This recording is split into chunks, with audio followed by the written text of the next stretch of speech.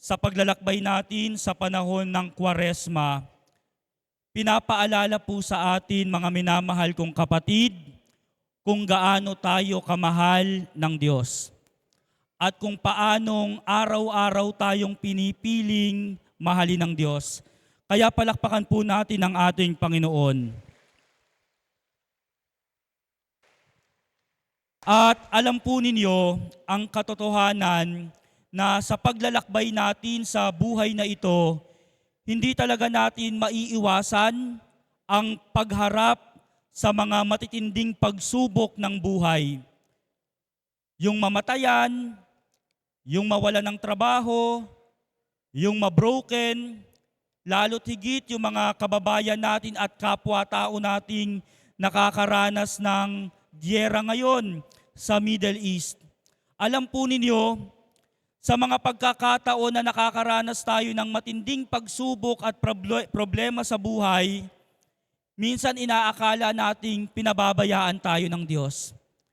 Minsan naiisip natin na magreklamo sa Diyos.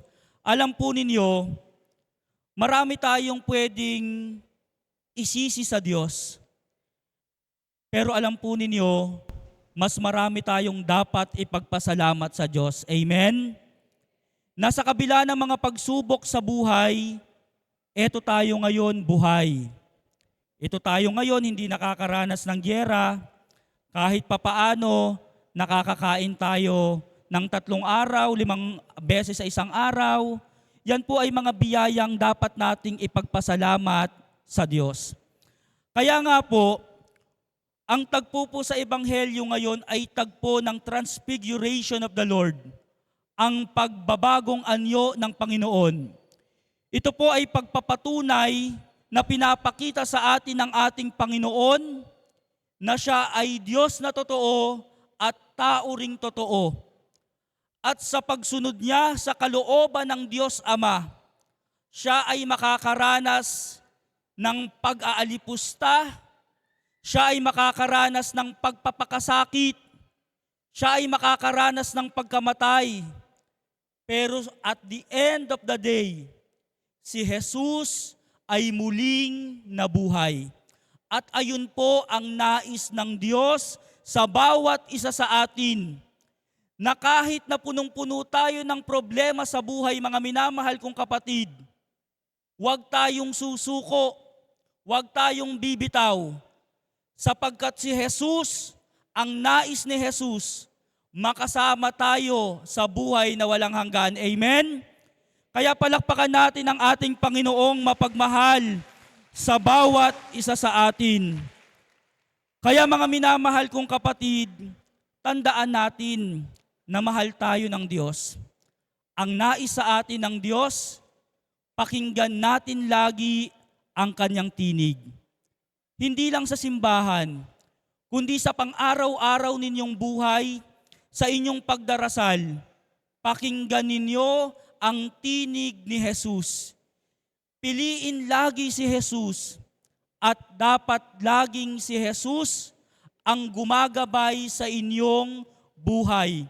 Kaya ang paanyaya po sa atin, mga minamahal kong kapatid, sana sa tuwing tayo ay nakakaranas ng matinding pagsubok sa buhay dahil sa mga pisikal na sakit, pagkawala ng hanap buhay, yung namatayan ka, yung parang walang-wala ka ng pag-asa, sana mas makita natin at mas kilalanin natin si Jesus bilang Diyos.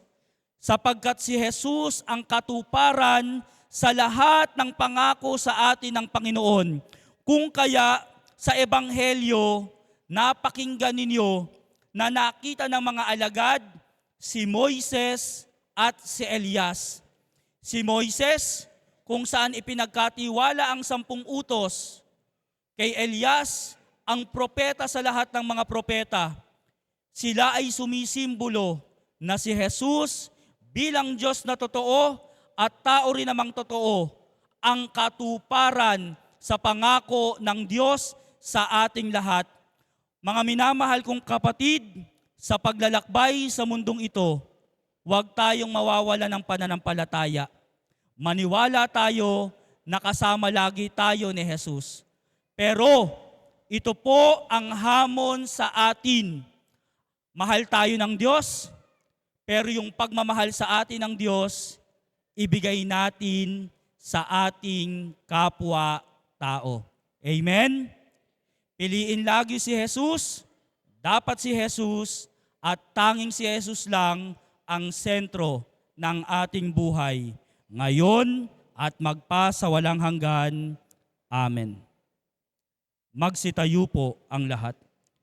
Ipahayag po natin ang ating pananampalataya.